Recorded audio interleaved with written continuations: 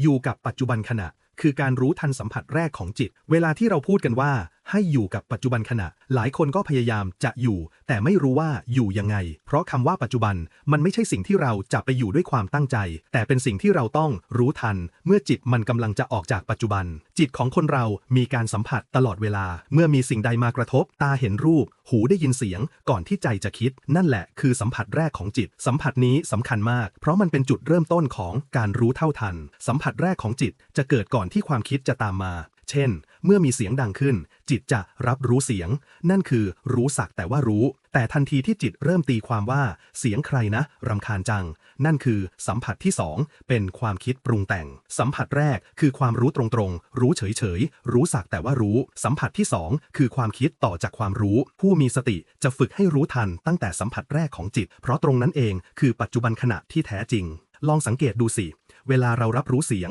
รับรู้รูปรับรู้ความรู้สึกมันจะมีช่วงวินาทีหนึ่งที่แค่รู้เฉยๆยังไม่คิดช่วงนั้นเองคือจิตบริสุทธิ์จากอารมณ์แต่พอผ่านไปเพียงเสี้ยววินาทีเดียวจิตจะเริ่มคิดชอบไม่ชอบดีไม่ดีนั่นแหละคือจิตออกจากปัจจุบันไปแล้วการฝึกให้รู้ทันสัมผัสแรกของจิตเริ่มต้นได้ง่ายๆด้วยการฝึกสังเกตสิ่งใกล้ตัวขั้นตอนที่1ฝึกจากร่างกายเวลารู้ลมหายใจเข้าก็รู้ว่ากำลังรู้ลมหายใจเข้าไม่ต้องบังคับไม่ต้องคิดว่าหายใจดีไหมยาวไหมแค่รู้เฉยๆนั่นคือสัมผัสแรกของจิตที่รับรู้ความเคลื่อนไหวเวลาเดินก็ให้รู้ที่เท้าสัมผัสพื้นจะมีแรงตึงๆที่ฝ่าเท้าให้รู้แค่นั้นแต่ให้สะสมความรู้นั้นทีละขณะของการก้าวเดินไปเรื่อยๆแล้วจะรู้ปัจจุบันขณะมากขึ้นเองขั้นตอนที่2ฝึกจากเสียงและรูปได้ยินเสียงก็แค่รู้ว่าได้ยินเสียงเห็นภาพก็แค่รู้ว่ากำลังเห็นอย่าเพิ่งใส่ความคิดใดๆต่อไป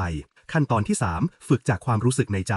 รู้ว่าใจตอนนี้สงบรู้ว่าใจตอนนี้ฟุ้งรู้โดยไม่ต้องตัดสินว่าดีหรือไม่ดีนั่นคือการกลับมาอยู่กับสัมผัสแรกของจิตฝึกอย่างนี้บ่อยๆจะเริ่มเห็นว่าความรู้กับความคิดมันเกิดคนละจังหวะกันความรู้เกิดก่อนแล้วความคิดค่อยต่อถ้าเรารู้ทันตั้งแต่จังหวะแรกความคิดจะไม่มีโอกาสพาเราไหลไปมีคำสอนหนึ่งในสายวิปัสสนากล่าวไว้ว่าการรู้ทันสัมผัสแรกของจิตเพียง1 วินาทีประเสริฐกว่าการรู้ความคิดทั้งวัน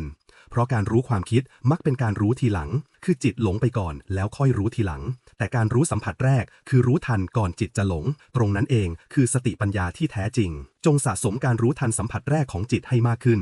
ยิ่งรู้บ่อยจิตยิ่งตั้งมั่นเร็วเพราะทุกครั้งที่เรารู้ทันสัมผัสแรกเรากำลังฝึกให้จิตหยุดก่อนปรุงแต่งนั่นแหละคือจิตที่อยู่กับปัจจุบันขณะไม่ต้องฝืนไม่ต้องบังคับให้จิตนิ่งแค่ฝึกให้รู้เร็วขึ้นเรื่อยๆรู้เร็วเมื่อเสียงมากระทบรู้เร็วเมื่ออารมณ์จะเกิดรู้เร็วเมื่อความคิดจะเริ่มต้นเพียงเท่านี้สติก็จะเกิดขึ้นเองโดยธรรมชาติ